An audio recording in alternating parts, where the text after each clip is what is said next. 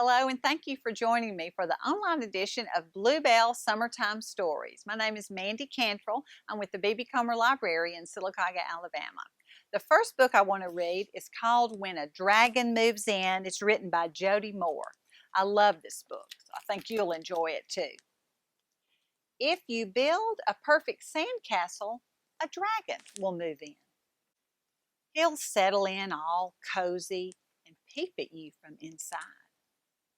And you'll wonder how you ever got so lucky. With a dragon in your castle, you'll have a built-in marshmallow toaster, your very own raft, and a kite that practically flies by itself. Best of all, no beach bully would dare stomp your castle with a dragon inside.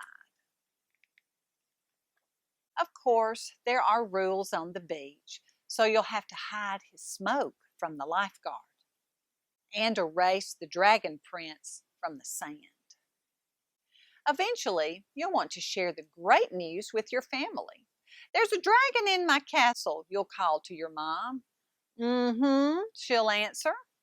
Listen to him roar, you'll say. I hear the roar of the ocean, she'll reply. See this feather from my dragon's wing, you'll ask your dad. That's a nice seagull feather, he'll say. And you know what feathers are good for. Feel my dragon's sharp teeth, you'll shout. Those are just broken shells, your big sister will say. But you and your dragon will know better. Just about then, your dragon will demand to be fed.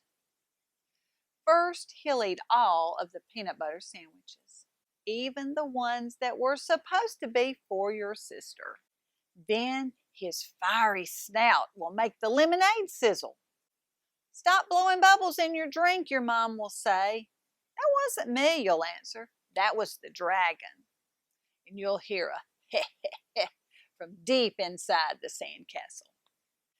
Finally, since dragons love dessert, he'll slink into the family cooler and nibble the brownies when no one is looking.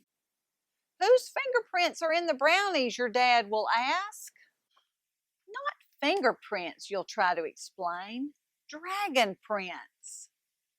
There's no such thing as a dragon, your sister will say. Then your dragon will snicker again and spray sand all over her. Young man, I don't think this is funny, your mom will say. That wasn't me, you'll answer. It was the dragon. I think we've had enough of this dragon business, your dad will say. I guess I've had enough of this dragon business too, you'll sigh. Then you'll march over to your sandcastle and order your dragon to leave until he learns some manners. And you will vow never to build a perfect sandcastle again, at least until tomorrow.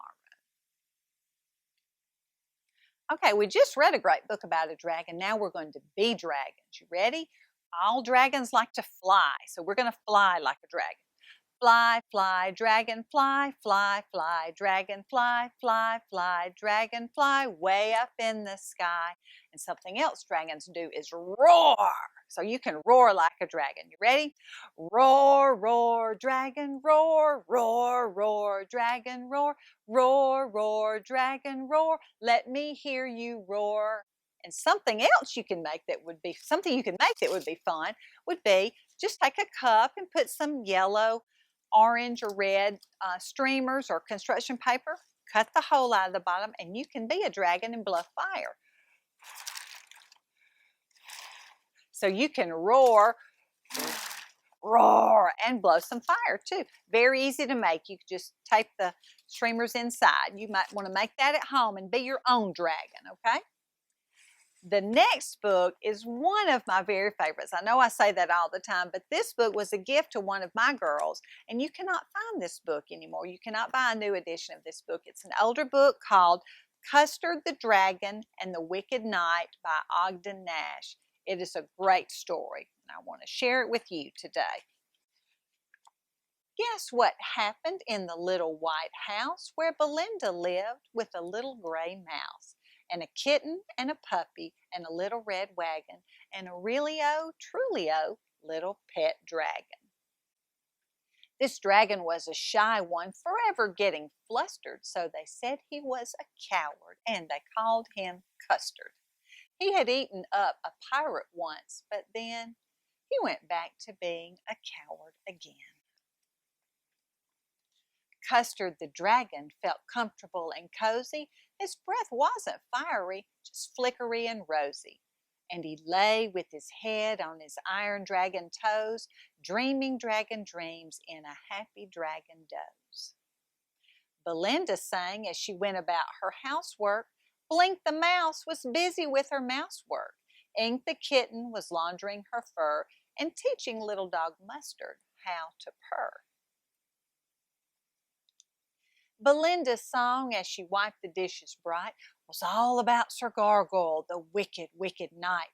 His castle's on a mountain above the Edelweiss. Its gates are solid iron, its walls are solid ice. And underneath the cellar is the dismalest of caves, where he keeps the captive maidens he has carried off as slaves. Ink, Blink, and Mustard joined their voices three. We're not cowardly like Custard, we're courageous as can be. So hush you, Belinda, hush you, do not fret you. We promise that Sir Gargoyle shall never, never get you. Then, just as Ink was complimenting Blink, that, said a voice, is what you think. Belinda dropped the dishes on the floor, for there was Sir Gargoyle coming in the door. You could tell he was wicked, for he reeked of ogre-y. He was like an ogre, only twice as ogre-y. He was twice as big as a big gorilla and covered with armor like an armadillo. Armor on the front of him, armor on the back, and every inch of it thunderstorm black. Ink got goose flesh, Blink was terror-laden, and Mustard yelped that he was not a maiden. Blink fled downstairs, Ink fled up, and underneath the sofa went the pup. Sir Gargoyle pounced with panther speed and carried off Belinda on his snorting steed. He plied his spurs with a cruel heel. He was in a hurry for his evening meal. His favorite meal of screws and nails and rattlesnake tongues and crocodile tails. Custard was roused from his quiet dreams by the pitiful sound of Belinda's screams. To horse, he cried, brave friends to horse, we must organize a rescue force. Said Mustard, I'd show that wicked knight, but I've got a toothache and I couldn't bite. Said Ink, I can hardly stir my stumps, I'm afraid that I'm coming down with mumps. Said Blink, if only I were feeling brisker, but I'm weakened by an ingrowing whisker. Alas, said Custard, alas, poor Belinda. He sighed a sigh, and the sigh was a cinder. Her 3 brave bodyguards are powerless as she, so there's no one to rescue her but chicken-hearted me. Well, said Custard, at least I'm in the mood to be the toughest chicken that ever was chewed. As he thought about Belinda and Sir Gargoyle, everything inside him began to boil. He sizzled and he simmered and he bubbled and he hissed. Then he whooshed like a rocket through the evening mist. With headlight eyes and spikes a-bristle, he pierced the air like a locomotive whistle, then swooped from the sky as grim as fate and knocked on Gargoyle's fearsome gate. Sir Gargoyle rose at Custard's hail. He was chewing a screw and swallowing a nail. He called, you can hammer all night and day, but you might as well take yourself away. My gates are iron and my walls are ice, and I've woven a spell around them thrice. And if by chance you should break in, I'll lay you out from tail to chin. He thought to frighten the dragon to death, but Custard blew a blowtorch breath. He was a small volcano with a whooping cough, and like molten lava the gates flowed off. He blew another breath, and the icy walls came a-splashing down in waterfalls. Sir Gargoyle spluttered like a sprinkler wagon. A knight can always beat a dragon. Pooh, said Custard, how you rant. A true knight could, but a wicked knight can't.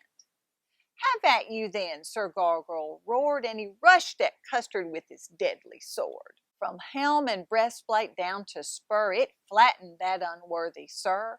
His armor crumpled like thin tinfoil, and that was the end of Gargoyle.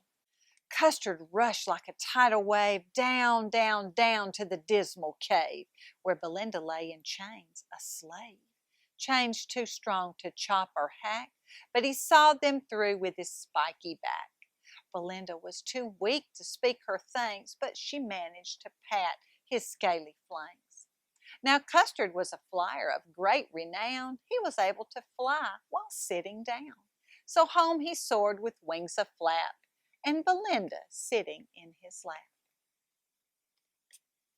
Ink, Blink, and Mustard were in a happy tizzy. They danced around Belinda till they made her dizzy. Then they looked at Custard and they gave a shout. There's a rabbit in the kitchen and he won't get out.